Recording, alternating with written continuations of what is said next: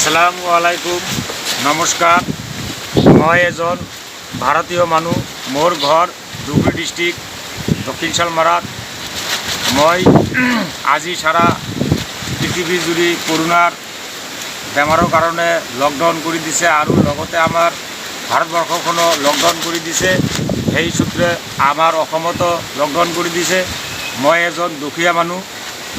আজি লকডাউন মানিব লাগিব, নহ'লে বেমাৰ ধৰিব পাৰে। সেইকাৰণে আমি লকডাউনৰ কাৰণে ঘৰত বহি থাকোঁ। মই লেবাৰ শ্ৰেণীৰ মানুহ। মোৰ এতিয়া কোনো ইনকাম নাই। এতিয়া মই কেনেকৈ পৰিয়ালবিলাক চলাম, সেইকাৰণে মই সন্মানীয় আমাৰ ভাৰতবৰ্ষৰ প্ৰধানমন্ত্ৰী নৰেন্দ্ৰ মোদীৰ ওচৰত অনুৰোধ জনাইছোঁ, মোক কিবা আৰ্থিক সাহায্য কৰিব লাগে। আৰু লগতে হিমন্ত বিশ্ব শৰ্মা ছাৰ আৰু সৰ্বানন্দ সোণোৱালক মই অনুৰোধ জনাইছোঁ। আৰু মোৰ ফিল্মৰ ভাইসকল সলমন খান, আমিৰ খান, শ্বাহৰুখ খান, যিবিলাক আমাৰ খান ভাইবিলাক আছে, মোক সহায় কৰিব লাগে। আৰু মোৰ অসমৰ জুবিন গাৰ্গ আৰু অসমৰ যিবিলাক ডাঙৰ ডাঙৰ মানুহ আছে সেইবিলাকক মই অনুৰোধ জনাইছোঁ। মোৰ ঘৰত ফেমিলি বেছি কাৰণে মই চলিব নোৱাৰিলোঁ। এতিয়া মোৰ অৱস্থা বেয়া হৈ গৈছে।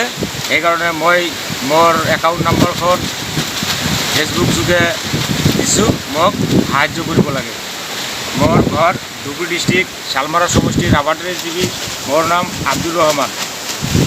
মোৰ ঘৰখন একদম নদীৰ কিনাৰত। মোৰ থাকিব অসুবিধা হৈ গৈছে, মোৰ ঘৰবিলাক ভাঙা চিঙা। সেইকাৰণে মই প্ৰধানমন্ত্ৰীৰ ওচৰত আকৌ অনুৰোধ জনাইছোঁ, মোক আৰ্থিক সাহায্য কৰিব লাগে। আৰু মোৰ পৰিয়ালৰ দিকে ফ'ল' কৰিব লাগে। মই একাউণ্ট নম্বৰ দিছোঁ, মোৰ এই একাউণ্টত আৰ্থিক সাহায্য দিব লাগে।